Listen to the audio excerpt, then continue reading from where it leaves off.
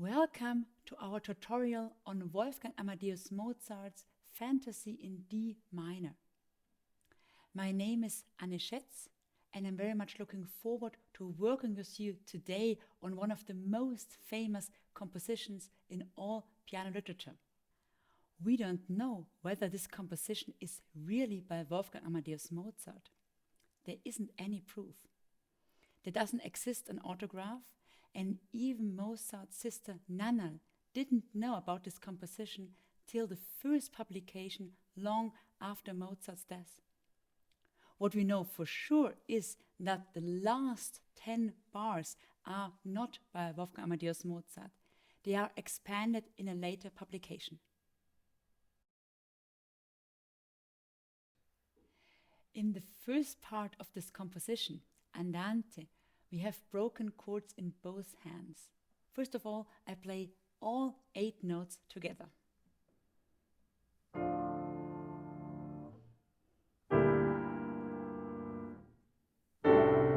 Now with suspensions.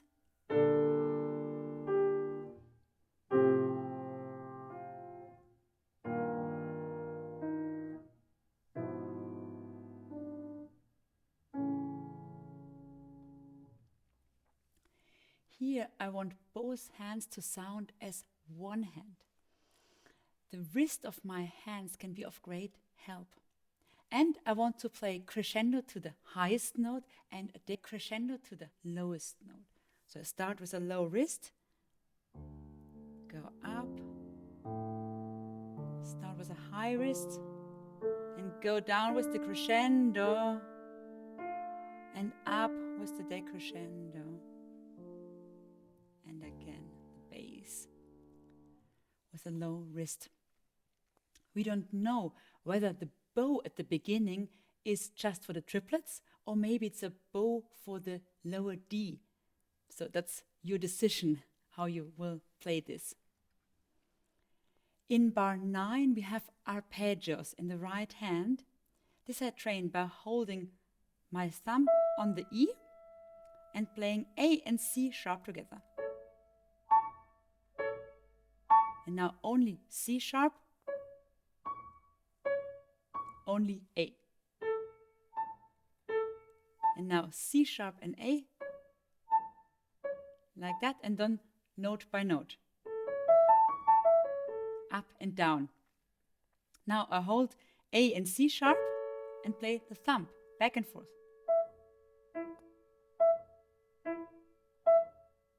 Now note by note, plus one note, and so on.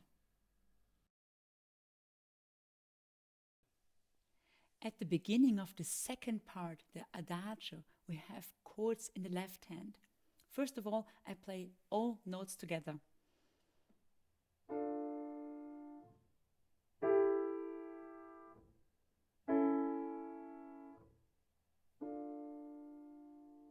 Now I play only the bass line.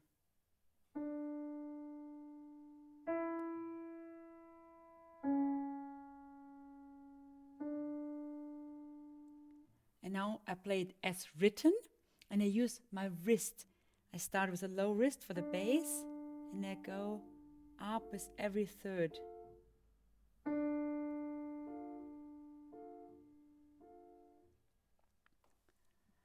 The melody in the right hand I would like to sound very cantabile.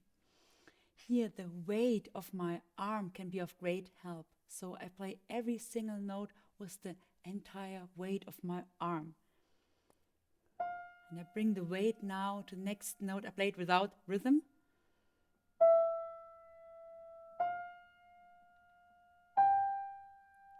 And so on. You can play this melody, of course, with pedal, or you can play it without pedal. It's a question of personal preference, and it's a question of the acoustic of the room you play this composition in. Let us now have a look at bar 22. Here we have 30-second notes. I have the picture in mind for these fast notes that my fingers are little hammers falling only on the surface of the keys, and the key pushes me back immediately and the fingers relax immediately. So I play G sharp and A and B pushed back. Now I hold the D sharp and play 2 notes back and forth.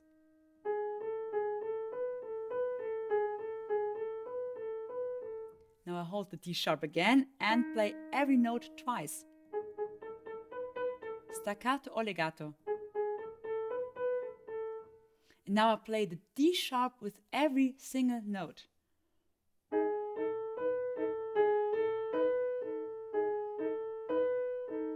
And now play only the ending.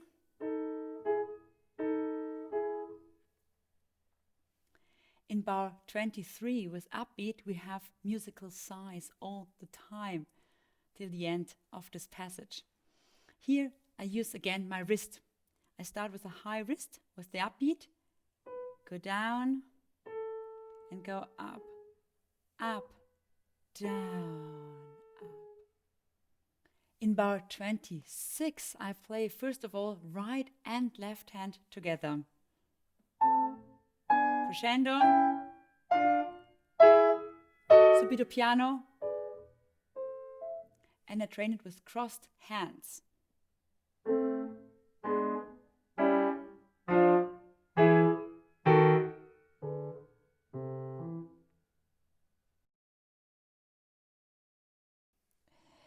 In the presto at bar 34, I want the scale to sound very light, jeu perlé, we call it in Mozart's compositions. Here again I have the picture in mind that my fingers are little hammers falling on the surface of the keys. I train this long scale in very short passages. For example, the beginning till the C sharp. And I play it back. Like that. Now I train the passage starting with the C sharp till the B flat. And I play 2 notes always back and forth. And I play every note twice. And I play it also forward and backward. At the end of bar 34 we have the diminished chord in both hands. Here I play all 4 notes at a time. And back again. Now I play only 4 notes. 5 notes. 6. 7. 8. I start with the right hand. And so on. In bar 42, I would like the top part of the left hand to sound radiant. I play it twice and I pronounce the name of the notes loudly. B flat, C, D, G, D flat, C, E flat, D. Now the bass line, F sharp, G, F, E, D, C sharp.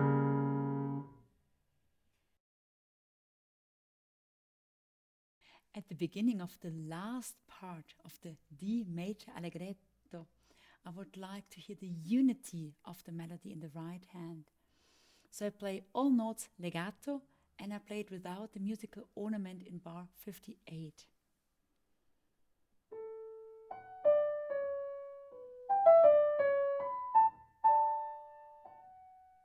Now legato with the ornament.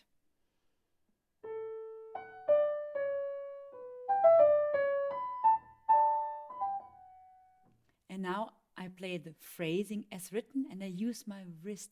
My wrist is my breath.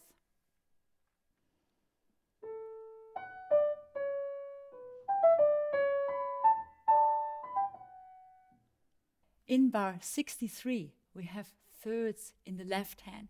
Here you can use different fingerings. For example, 1, 3, 2, 4, 3, 5. Or 2, 4, 1, 5, 2, 4. I train these thirds with playing 2 thirds back and forth. Now I hold one note, for example the F sharp, and play A and G back and forth. Now I hold the E, I hold the A, play F sharp and E, or I hold the G and do the same. In bar 70 and the following bars we have a bass like the Alberti bass. First of all, I play the chord together. This chord, next chord.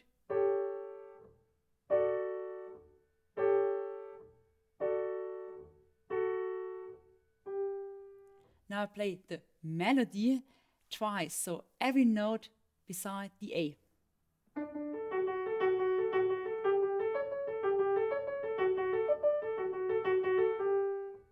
Now I play it with rhythm. For example, I play long, short.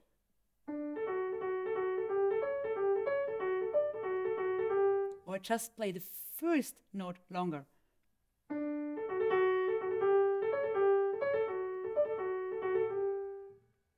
We know that the last 10 bars are for sure not by Wolfgang Amadeus Mozart. So maybe you are in the mood to improvise your personal ending of this composition, or maybe you want to compose your ending. I wish you now a lot of joy practicing and playing this highly dramatic composition. For me, it's like the scene of an opera, maybe of Don Giovanni, also written in D minor. Thank you very much for attending our tutorial. All the best. See you next time. Goodbye.